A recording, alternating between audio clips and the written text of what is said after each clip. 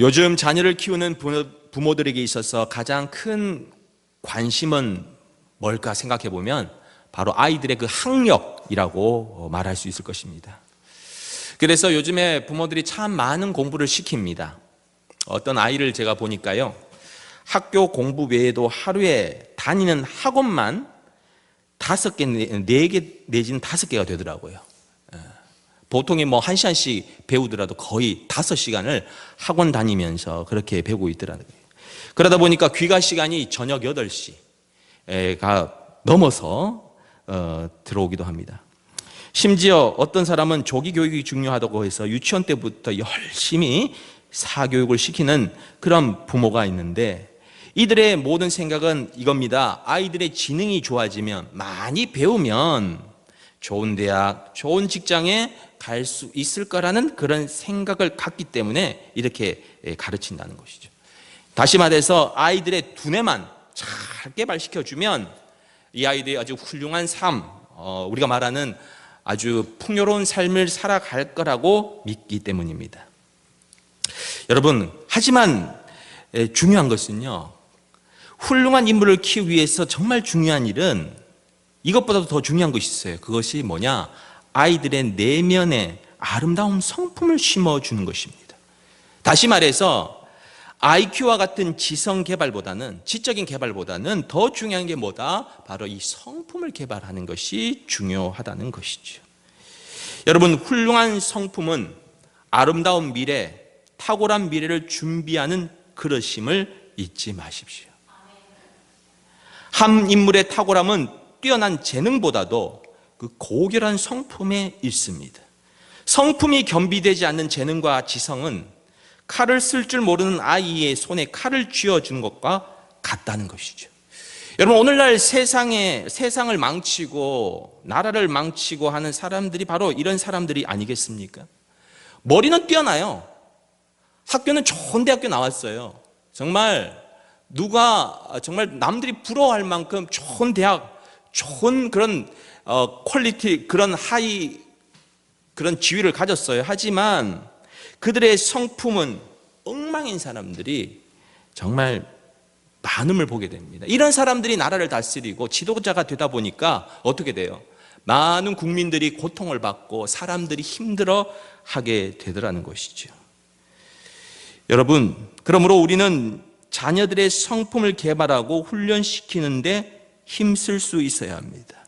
왜냐하면요, 하나님은 성품이라는 그릇 위에 복을 부어주시기 때문에 그렇습니다. 성품이라는 그릇에 하나님은 복을 부어주신다. 여러분, 그래서 예수님의 성품 훈련을 통하여 우리 자신뿐만 아니라 자녀들에게로도 가르칠 수 있는 그런 성도 모두가 되실 수 있기를 바랍니다. 우리 자녀들이 하나님이 기뻐하시는 성품으로 빚어져서 그들의 인생이 탁월해지고 아름다워질 수 있기를 주님의 이름으로 축원드립니다. 자, 오늘도 예수님의 아름다운 성품을 배우기를 원합니다. 오늘 우리가 배워야 될 성품은 무엇인가? 바로 관용입니다. 오늘 우리가 읽은 본문에서 관용은 뭐라고 말하고 있습니까? 관용이란 이 성품은 위로부터 난 하나님의 지혜라는 거예요. 자, 오늘 야고보서 3장 17절 한번 보겠습니다. 17절에 보니까 우리 다시 한번 읽어보겠습니다. 시작. 오직 위로부터 난 지혜는 첫째 성결하고 다음에 화평하고 관용하고 양순하며 긍휼과 선한 열매가 가득하고 편벽과 거짓이 없나니. 아멘. 즉, 관용이란 위로부터 임한 하나님의 지혜 중에 하나다는 거예요. 위로부터 임한 하나님의 지혜 중에 하나다. 그래서 사도 바울은요, 자신이 쓴 바울서신 곳곳에 이 관용의 중요성에 대해서 말하고 있습니다. 목회서신이었던 디모데전서에서도 교회 지도자인 감독을 세울 때 그 자질로서 무엇을 언급하고 있냐면 관용을 언급하고 있어요. 관용한 자가 교회 지도자가 될 수 있다, 감독이 될 수 있다라고 말하고 있습니다. 또한 로마 교인들에게 쓴 로마서에도 보면 하나님이 어떤 분인지를 설명할 때도 하나님은 관용하시는 하나님, 관용이 넘치시는 하나님이라고 말하고 있는 것이죠. 이처럼 관용이란 지도자가 소유해야 할 소중한 성품이요, 오래 참으시는 하나님의 그러한 성품이기도 합니다.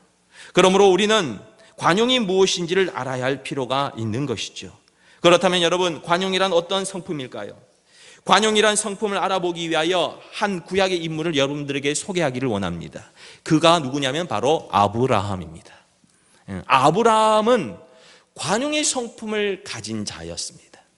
아브라함의 삶을 통하여 우리의 삶에 만들어가야 할 관용이 뭔지를 세 가지로 살펴보기를 원합니다. 첫 번째, 관용이란, 이 관용은 다른 사람이 잘 되도록 배려하는 것이 관용이다라는 거예요. 다른 사람들이 잘 되도록 배려하는 것이 관용이다. 여러분, 관용이란 이 성품은 관계적인 성품입니다. 이것은 나 홀로 있을 때 드러나는 성품이 아니라 다른 사람들과의 관계를 통해서 드러나는 성품이라는 것이죠. 여러분들도 잘 알다시피 아브라함은 갈대아 우르를 떠나 가나안 땅으로 갈 때에 누구를 데리고 가요? 조카 롯을 데리고 갑니다. 그리고 그 롯이 잘 되도록 늘 배려해 주었습니다. 그래서 그 결과가 무엇이었냐면 아브라함이 하나님으로부터 은금은 물론이거니와 양과 염소와 같은 재산과 물질의 복을 받을 때 함께 동행했던 롯도 어떻게 됐어요? 복을 받아 그 복을 누리게 되더라는 것입니다. 창세기 13장 5절로 6절에 보면 이렇게 말씀하고 있어요. 아브라함의 일행 롯도 양과 소와 장막이 있으므로 그 땅이 그들의 동거함을 용납하지 못하였으니 곧 그들의 소유가 많아서 동거할 수가 없었음이라. 무슨 말입니까? 롯이 뭐가 되었다고요? 거부가 되었다는 거예요. 롯이 거부가 되었어요. 여러분, 솔직히 성경을 읽어보면 롯이 한 게 있어요, 없어요? 아브라함의 그 일대기가 12장부터 쭉 시작이 되는데요, 롯이 한 거라고는 아무것도 없었어요. 롯이 한 거라고는요, 오로지 한 게 자신의 삼촌인 아브라함을 따라다닌 것밖에는 없습니다. 하지만 아브라함은요, 그 수많은 여러분 애굽에 내려가서 수많은 부를 갖고 올라오지 않습니까? 그런데 이 부를 이 아브라함이요, 자기만 독차지한 것이 아니라 누구에게도 줬다고요? 롯에게도 배려했다는 거예요. 자신이 가졌던 그 부를 롯에게도 주었다는 것입니다. 자, 여기서 우리가 배워야 할 소중한 한 원리가 있습니다. 뭐냐? 하나님의 복을 받은 사람을 가까이 있으면 우리도 더불어 복을 받는다는 사실을 우리가 알게 돼요. 여러분, 그렇지 않습니까? 롯이 복을 받은 것은 어떻게 해서? 하나님의 복을 받은 아브라함과 가까이 했기 때문에 그도 뭘 받았다고요? 하나님의 복을 받았다는 것입니다. 여러분, 그러므로 우리는요, 하나님의 복을 받은 자들과 가까이 지낼 수 있어야 합니다. 늘 하나님의 복을 받은 사람 여러분 보이잖아요. 이런 복을 받은 사람 곁에 그래 같이 있기만 해도 뭐가 전이 된다고요? 그 복이 나에게 전이 되는 그런 축복이 있게 되더라는 것이죠. 그리고 지금 자신이 복을 받아 잘되고 형통한 삶을 누리고 있다면 자신이 훌륭해서라기보다는 주위에 복받은 사람들이 많이 있기 때문에 라는 사실도 또한 깨달아야 합니다. 내가 이렇게 복을 받는 것도 내가 잘나서 아니죠. 내 주위에 그런 복받은 사람, 하나님의 복을 받은 사람들이 있기에 나도 그 영향을 받아서 내가 이렇게 잘 되는구나라는 것을 깨닫는 것도 지혜라는 것입니다. 여러분, 저는 우리 성도들 모두가 이런 복 받았으면 좋겠습니다. 저도 오늘 이 말씀을 준비하면서 나도 아브라함과 같은 그런 사람이 되었으면 좋겠다. 내 곁에 누구든지 오면 복을 받는 그런 축복이 있기를 저는 마음에 다시 한번 생각하게 되었어요. 그리고 나도 이렇게 복을 받는 것은 누군가 복받은 사람과 함께 교제하기 때문에. 그래서 여러분, 복받은 사람들을 찾아서 자꾸 교제하셔야 돼요. 잘 되는, 다른 게 아니에요. 세상적으로 잘 되는 걸 말하는 게 아닙니다. 하나님의 믿음으로 잘 되는 그런 인생, 하나님의 이름을 믿음으로 말미암아 고통과 어려움을 극복하고 정말 살아가는 많은 우리 성도들과 많은 우리 동역자들이 있어요. 이런 사람들과 함께 교제를 하면서 어떻게 해요? 나도 하나님의 복을 받는 그런 인생이 될 수 있어야 된다는 것이죠. 저는 우리 성도 모두가 그런 인생이 되기를 간절히 소망합니다. 또한 우리가 기억해야 될 원리, 오늘 이 아브라함을 통하여 우리가 깨닫게 되는 원리는 뭐냐? 남을 잘되게 할 때 자신도 잘 된다는 거예요. 아브라함은 남이 잘되게 하다가 더 잘된 사람입니다. 여러분, 우리가 해야 할 일은 남이 잘되게 하는 것입니다. 그죠? 남이 잘되게 하는 거예요. 우리는 어릴 때부터 이렇게 듣고 자랐습니다. 부모님부터. 야, 공부해서 남 주냐? 이게 무슨 말이에요?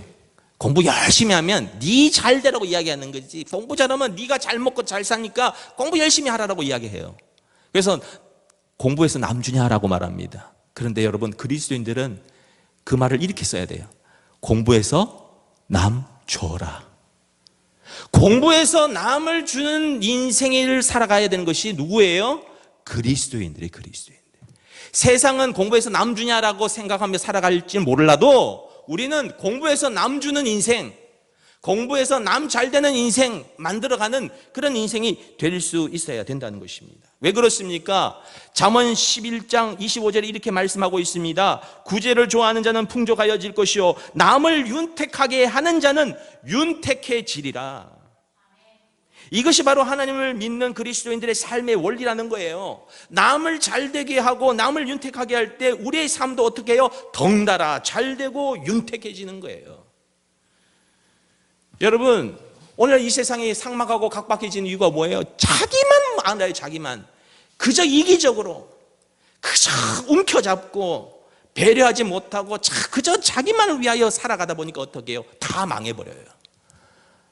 다 망해버려요.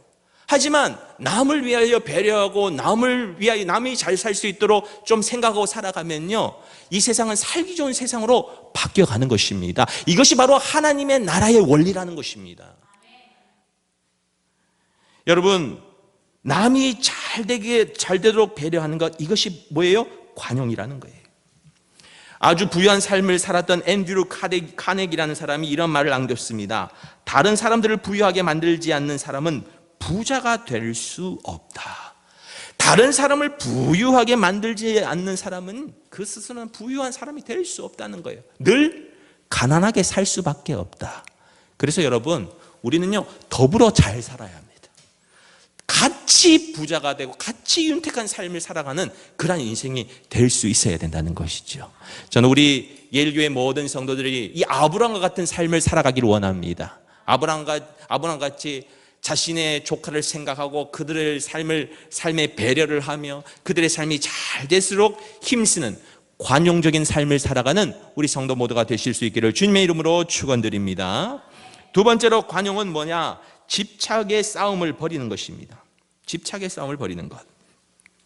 아브라함과 롯이 기근으로 인하여 애굽에 내려갔다가 여러분 알다시피 엄청난 불을 얻은 후에 다시금 가나안 땅으로 들어오게 됩니다. 그런데 가나안 땅에 들어오자마자 문제가 생깁니다. 그것은 뭐예요?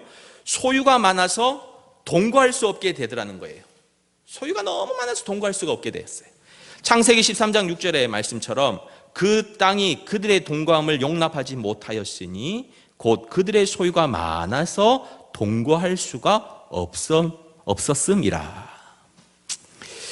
지난주 우리 개천절 10월 3일 날 개천절에 우리 수요 예배를 마치고 나서 맛있게 점심 식사를 한 후에 우리 노 권사님이 목사님 드라이브 오늘 날씨도 좋은데 드라이브 한번 시켜주세요 해가 제가 드라이브를 한번 시켜드렸어요. 드라이브를 어디로 갔냐면 인천대교를 해가지고 저 영종도로 해서 이렇게 돌아왔는데 가면서 이런저런 이야기하다가 이제 영종도 이야기가 나왔습니다. 영종도에 공항이 들어서면서 하루아침에 섬 사람들이 땅 부자가 된 거예요. 땅 부자. 그러니까 막 금세 그 땅이 예전에는 뭐 아무도 거들떠보지 않은 땅인데 뭐가 들어오면서 공항이 탁 들어오면서 그 땅이 막 금사라기 땅이 된 게 아니겠어요? 그래서 수많은 사람들이 돈을 벌었다고 이야기를 하면서 야, 사람들 참 좋았겠다라고 이야기하니까 그 우리 권사님이 들려주신 이야기예요. 그런 이야기를 한번 영종도에 와서 운전기사 그 차를 타고 가다가 운전기사하고 이야기 나누니까 운전기사가 뭐라고 했냐면 운전기사가 그렇게 돈 번 사람 어떻게 된 줄 아세요? 했더니 쫄딱 망했답니다. 쫄딱 망했대. 그렇게 그렇게 소위 말해서 일확천금을 번 가정마다 다 깨지고 이혼하고 집안이 풍비박산을 났다면서 돈 많은 거 너무 좋아하지 마세요라고 이야기를 하더랍니다. 그렇습니다. 여러분, 가까운 가족도 소유의 문제가 부딪히면 여러분 싸움이 시작되는 것을 우리가 볼 수 있지 않습니까? 여러분, 오늘도 아브람과 롯도 그랬다는 거예요. 소유가 많아지니까 여러분, 소유가 많아져서 좋은 것보다도 문제가 더 생기더라는 거예요. 소유 때문에 서로 다투는 일이 생기더라는 거예요. 창세기 13장 7절에 보니까 아브라함의 가축을 치던 목자들과 그리고 롯의 가축을 치던 목자들이 어떻게 되냐면 그 땅 가지고 막 서로 싸우고 있더라는 거예요. 내가 이 땅을 차지해야 하는데 네가 왜 그러냐 하면서 서로 막 싸우고 막 서로 헐뜯고 하는 그런 모습이 나타나기 시작하더라는 거예요. 자, 이렇게 싸움이 일어나자 그것을 알았던 아브라함이 어떻게 했을까요? 여러분, 솔직히 아브라함이 다 만들었던 부잖아요. 그러면 아브라함이 취하는 게 맞는데 아브라함은 롯에게 이렇게 말합니다. 이제 나를 떠나거라. 이제는 네가 떠나야 될 때가 왔다라고 말합니다. 창세기 13장 8절로 9절에 아브라함이 롯에게 이르되 우리는 한 골육이라. 나나 너나 내 목자나 서로 다투게 말자. 내 앞에 온 땅이 있지 아니하냐. 나를 떠나라. 내가 좌하면 나는 우하고 내가 우하면 나는 좌하리라. 여러분, 여기서 우리가 알 수 있는 것은 무엇입니까? 관용하는 사람은, 관용의 성품이 있는 사람은 다투거나 싸움을 하는 것을 원하지 않더라는 것입니다. 그리고 아브라함이 롯에게 베푼 관용은 롯이 떠나기를 원할 때 그렇게 떠날 수 있도록 허락해 주었다는 것이죠. 여러분, 생각해 보십시다. 조카 롯이 그동안 아브라함을 통해서 얼마나 큰 은혜를 입고 잘 살았습니까? 그런데 어느 날부터 자신도 이제 부유해지고 자신의 재산도 이제 많아지니까 얼마나 삼촌을 떠나고 싶은 그런 마음, 독립하고 싶은 마음이 있었겠어요. 그러니까 이 아브라함과 롯의 사람들이 싸우기 시작하는 거예요. 만약에 그런 힘이 없었다면, 그런 능력이 없었다면 싸울 일도 없었겠죠. 이제는 막 이제 롯의 마음에도 이제 나도 이제 재산도 좀 있고 이제 가축도 많고 은금도 많은데 이제 삼촌과 계속 살아야 되나 이런 마음이 들었을 거란 말이에요. 그럴 때 어떻게 됐다고요? 삼촌이 그것을 알고 이제는 너와 나는 떠나야겠다. 이제는 헤어져야겠다라고 말하더는 것입니다. 즉 롯이 독립할 수 있도록 길을 열어주더라는 것이죠. 여러분, 좋은 만남만큼이나 어려운 것이 뭔 줄 아세요? 아름다운 이별입니다. 아름다운 이별. 만나는 것보다 더 어려운 것이 헤어지는 것입니다. 헤어질 때 아름답게 헤어지는 것은 참으로 성숙한 사람만이 할 수 있는 일입니다. 저도 많은 사역지를 겪어오면서 아름답게 헤어진다는 것이 참 쉽지 않구나라는 생각을 많이 하게 돼요. 특별히 교회 목회지를 옮겨 다니다 보니까 좋게 헤어진 경우는 그리 많지 않더라고요. 좀 안 좋게, 좀 힘들게, 보기 좀 이렇게 흉하게 헤어지는 경우를 곳곳에서 많이 보게 됩니다. 그런데 아브라함은 어땠습니까? 아브라함은 그러지 않았어요. 그는 롯이 떠나고 싶고 독립하고 싶어 할 때 떠날 수 있도록 먼저 길을 열어주고 먼저 이야기를 했다는 것이죠. 다시 말해서 롯에게 집착하지 않았다는 것입니다.